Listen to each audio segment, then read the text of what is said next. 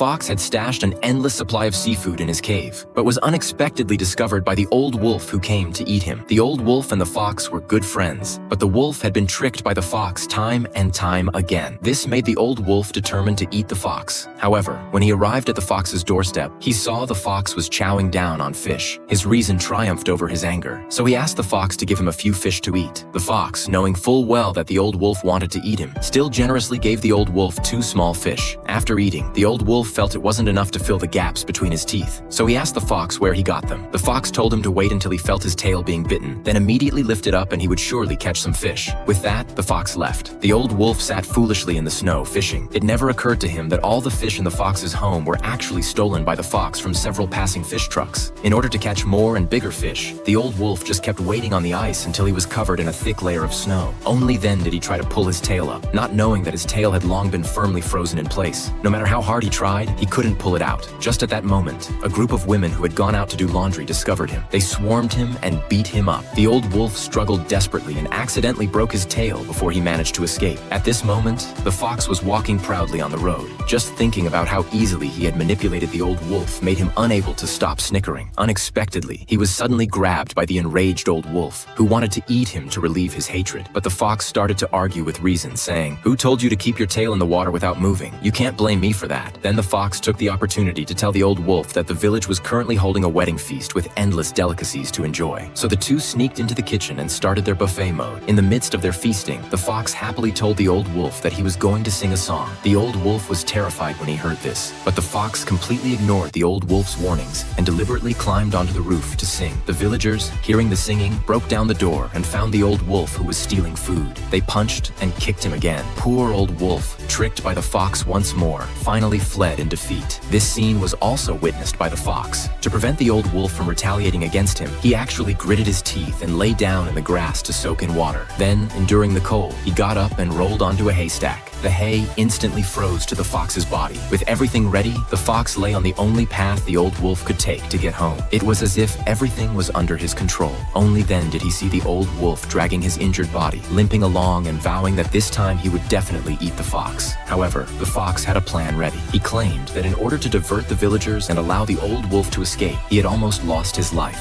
The simple-minded old wolf was very moved when he heard this, and chose to believe the fox again. He bent down and voluntarily offered to carry the fox home on his back, secretly rejoicing that he hadn't eaten this friend who had risked his life for him. After walking for a while, the fox was very smug. By this time, they had arrived at the fox's doorstep. With lightning speed, the fox dived into the hole. Fortunately, the wolf managed to grab the fox's foot, but when the fox falsely claimed that what he had grabbed was a tree root and not his foot, the old wolf once again believed the fox's lie. Thus, he once again missed the opportunity to eat the fox. Left with no choice, the old wolf could only leave dejectedly. From now on, he no longer wanted to be friends with the fox.